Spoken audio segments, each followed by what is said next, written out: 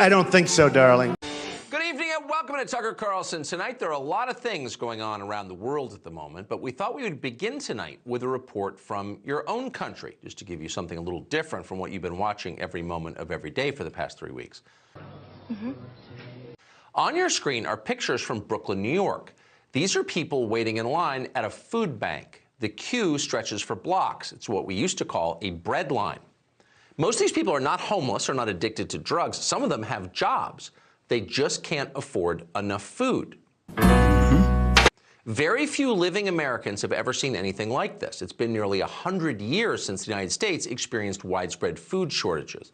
That's long enough that most of us have forgotten what it means. And here's what it means. If you want to make a society volatile, not just angry and divided, which is where we are now, but revolutionary and explosive, then you threaten the food supply.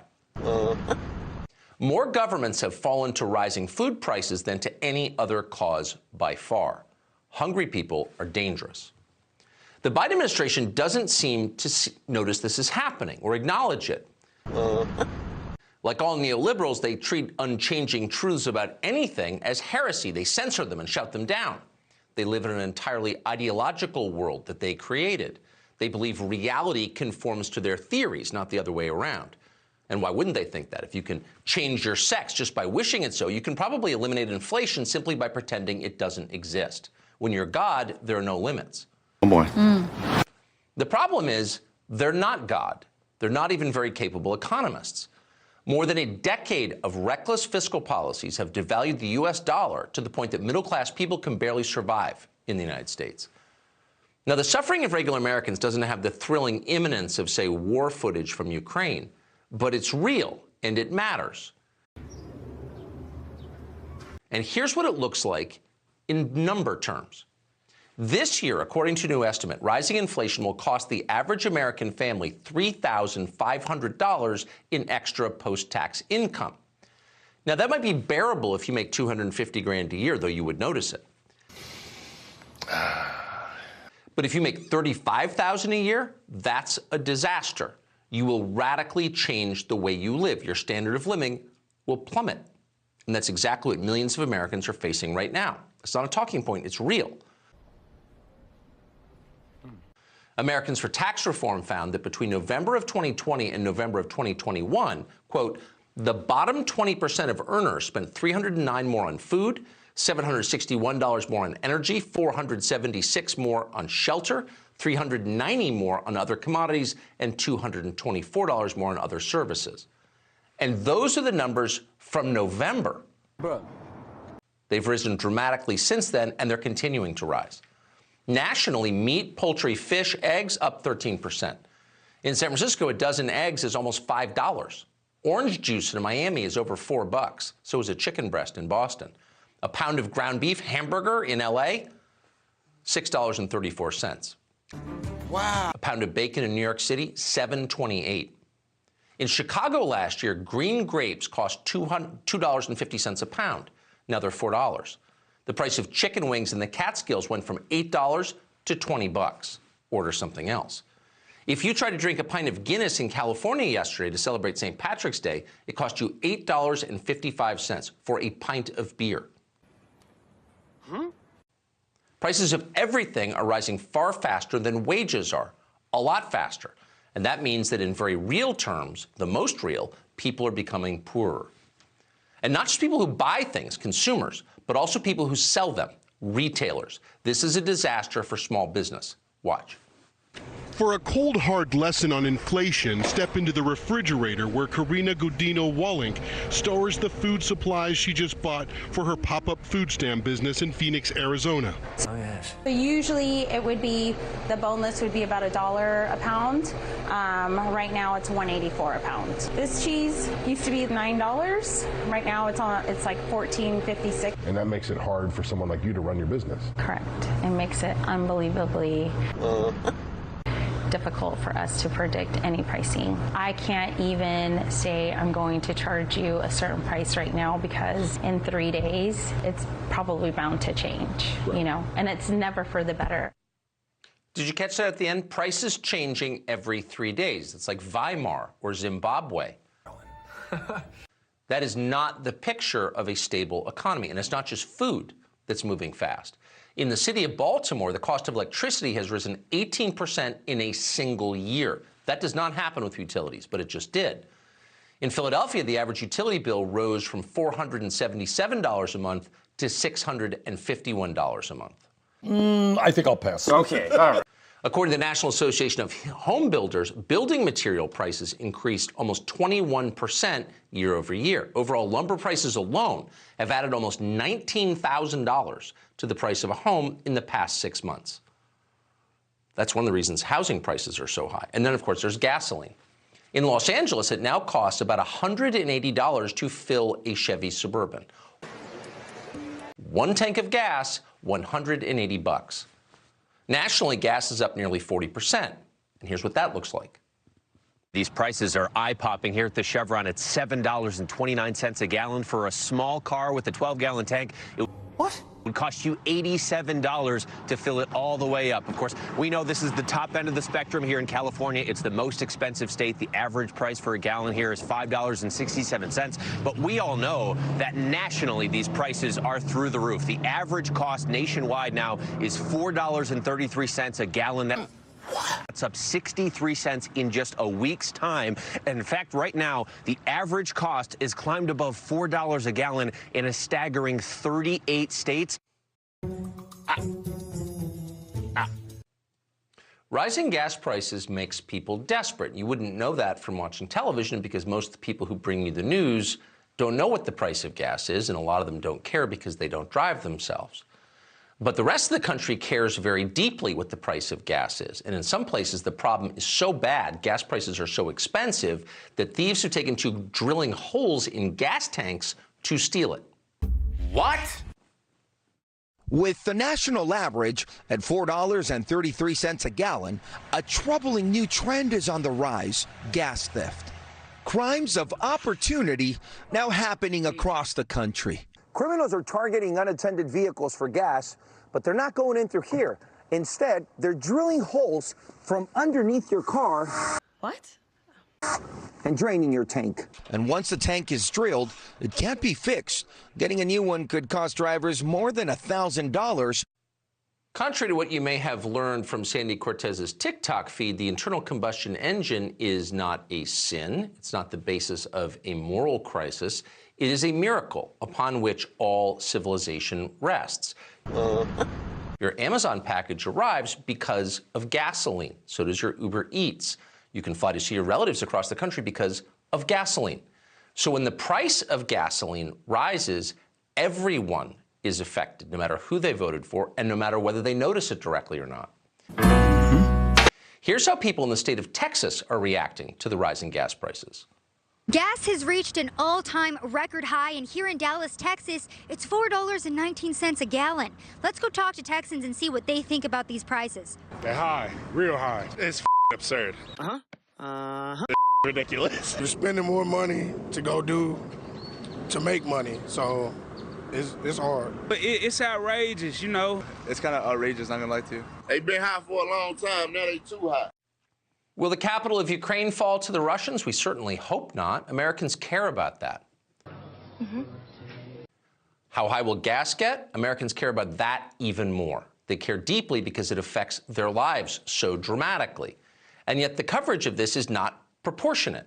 You almost never hear anybody asked, what do you think of the price of gas? But if you leave the TV studios of New York, Los Angeles, and Washington, you will find people really do care. Every product in this country, with some exceptions, but not that many, is delivered thanks to gasoline. And that means with rising gas prices, all products become more expensive. The cheapest washing machine you can buy at, say, Best Buy in South Carolina right now, $450. Furniture and bedding across the country is 17% more expensive than it was a year ago. A what? 12 months ago, a 28 cubic foot Samsung stainless steel fridge was selling for $1,700 at Home Depot. It's now $2,000, and so on, for everything, and particularly for vehicles. The average price of a used car is up more than 30% nationally. It's up 35% in Massachusetts and Tennessee. It's up 38% in Florida and Maryland. It's up 40% or more in Louisiana, New York, Montana, and North Dakota. That means the average cost of a used car in the state of Montana is now more than $42,000 for a used car, some with high mileage. By comparison, last March, the average used Toyota sold for $20,000. The average used Toyota now goes for $28,000. A what? These are real numbers with real effects. To restate, the standard of living of Americans who for almost 100 years have enjoyed the world's highest standard of living in any big country is plummeting. So what's the administration doing to fix this? What are they doing to help? Well, of course, that depends upon whether or not you're Ukrainian. If you are, they can help you. If you're not, our transportation secretary recommends you take the bus. Nice. We do have a lot of capacity in public transit, and that's something that, I hope becomes a means of choice. We need to make sure that there is less pressure on family budgets from transportation, which is often the second biggest budget item after housing itself. One of the tools that we have in our toolkit to do that is to make sure there's access to excellent public transportation. Take the bus? Yeah, homeless schizophrenics have been doing it for generations. Why shouldn't you? You can't afford to drive. That's the transportation secretary. So maybe the first question would be, what are you going to do about gas prices, pal? The roads are falling apart. Maybe you could fix that. No!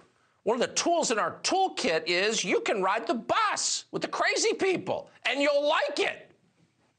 But that's not their only plan to fight inflation. Their other plan? Blame others. Now that we live in America where there's a lot more concentration in certain industries, look at the oil industry, look at meat industry, look at groceries generally, that what's happened is these companies have said, we'll pass along costs, but while we're at it and everyone's talking about rising costs, let's just add an extra big dollop of cost increases to expand our profits. You just heard from someone who's a sitting United States senator whose total reservoir of knowledge about the world is smaller than the sink in your powder room. This is someone who knows literally nothing about how anything works. The meat industry? What would that be, Senator Warren? She has no idea what she's talking about. She has no interest in learning why the dollar is less valuable than it was 10 years ago. And she has no interest whatsoever in improving your life. So the question, once again, is how long can this continue? It's one thing to pretend that boys can compete in girls' sports, and that's totally natural. It's always the way it's been. That may be offensive to people. But when they can't afford to buy groceries, boy, you are really teetering on the edge of something awful. They should wake up soon. I think I'll pass. Okay, all right. Good evening and welcome to Tucker Carlson. Tonight, another chapter in the House impeachment melodrama unfolded today about the 18th most important thing happening in America, but we're in Washington. It happened, and so we're going to frame it for you this evening. So the drama shifted from Adam Schiff's Judiciary Committee, Intel Committee, to the Judiciary Committee, which is run by another Democratic member of Congress, Jerry Nadler of New York. Now, last month, you'll remember that Adam Schiff's approach was to bring down the president by bringing in a whole cavalcade of intel and foreign policy professionals and having them explain how their feelings had been hurt by the bad orange man. The president said nasty things about me. He fired me. I wanted to cry. Make him go away.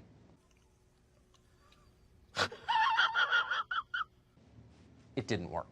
So Jerry Nadler tried a new approach today. His strategy was to treat impeachment like a faculty meeting at Wesleyan. So produce a long line of academics with impressive-sounding credentials, have them condemn the president as a very bad man. Now, if you weren't paying close attention, if you were standing in line at the cafeteria and just saw it out of the corner of your eye, you might have been impressed. That was the idea. Watch.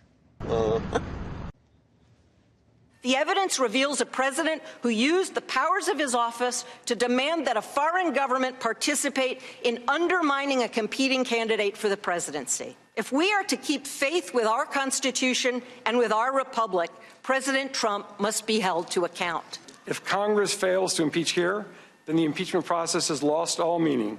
Huh? I stand with the Constitution, and I stand with the framers who were committed to ensure that no one is above the law. On the basis of the testimony and the evidence before the House, President Trump has committed impeachable high crimes and misdemeanors by corruptly abusing the office of the presidency. Oh, yes. Oh, yeah. That sounds bad. And as you just heard, the framers would frown upon it. What would they think specifically? Well, fortunately, Jerry Nadler asked that question, and witness Noah Feldman had an answer. Here it was. If Washington were here today, if he were joined by Madison and Hamilton and other framers, what do you believe they would say if presented with the evidence before us about President Trump's conduct? I believe the framers would identify President Trump's conduct as exactly the kind of abuse of office, high crime and misdemeanor that they were worried about. Wow. Madison, Hamilton, Washington. These are basically the same people the left would like to see dethroned. Their statues knocked over by screaming college kids. They must be very bad men. So presumably, if even they think Trump is rotten, then impeachment, mandatory. Of course, once you pause and consider this all for a moment, it starts to look a little less impressive. None of today's witnesses had any actual evidence against the president. They were instead giving you their opinions. It was a little bit like reading the New Republic, but less interesting. You probably heard enough impeachment opinions over Thanksgiving from one of your drunk cousins, so why would we care what these people think? Well, because of their credentials. Supposedly, they have exceptional knowledge and expertise, IQs far higher than yours, all of which enables them to give a fair and balanced and informed opinion on how America ought to proceed. But is that real? Well, consider today's star witness, Pam Karlan. Look up her biography online and you'll see that she's the, quote, Kenneth and Harley Montgomery Professor of Public Interest Law at Stanford. Whoa, stand back, ladies and gentlemen. And before that, she clerked for a Supreme Court justice and earned not one, not two. Ladies and gentlemen, she earned 3 separate degrees at Yale. She's written several textbooks on constitutional law. If there's one person in this country who is impressive, who our system has deemed capable of making judgments that you don't even understand, it's this lady, this professor, Pamela Karlan. But think again. And this is a sub-theme of the impeachment drama that we'd like to highlight because really it's the thing that will endure and change the country long after Trump is gone. It turns out the more you know about the people you're supposed to consider impressive, the more you find out they're not impressive at all. Actually, they're not very smart. They have no wisdom. Their personal lives are a disaster. By the way, if they're so wise, why are they so unhappy? Every one of them is. And in this specific case, they're not even unbiased arbiters. Karlan, for example, she's not some apolitical academic pulled out of cold storage to testify about what we ought to do. She's an activist. She's literally a political activist who donates thousands of dollars to the Democratic Party. Watch this. Professor Karlan, you gave $2,000, or you gave $1,000 to Elizabeth Warren, right? I believe so. You gave $1,200 to Barack Obama? I have no reason to question that. And you gave $2,000 to Hillary Clinton? That's correct. So does donating to Democrats prove that Karlan is wrong? No, it doesn't, actually. She proved that herself. She made it very clear that she was incapable of clear thinking or wise judgments. Instead, she made bizarre claims. She claimed that delaying military aid to Ukraine was just like cutting off rescue services to Americans after a hurricane. What? It's like insane and dumb, by the way. She also engaged in embarrassing political stunts like ridiculing the president's teenage son. What? What comparisons, Professor Karlan, can we make between kings that the framers were afraid of and the president's conduct today? The Constitution says there can be no titles of nobility. So while the president can name his son Baron, he can't make him a baron. A what? Thank you. The founding... Yeah, I wonder how long they practiced that one in the mirror. It was petty and dumb, not surprising, though. Karlan has made remarks like this before. She previously suggested that Jeff Sessions was evil. Why? because of the name his parents gave him. What a mediocrity. In 2006, well before the rest of the left embraced the great awakening, Carlin was ahead of the game. She was already bashing people on the basis of their sex, skin color, and sexual orientation. Watch this. Lies and smears and slander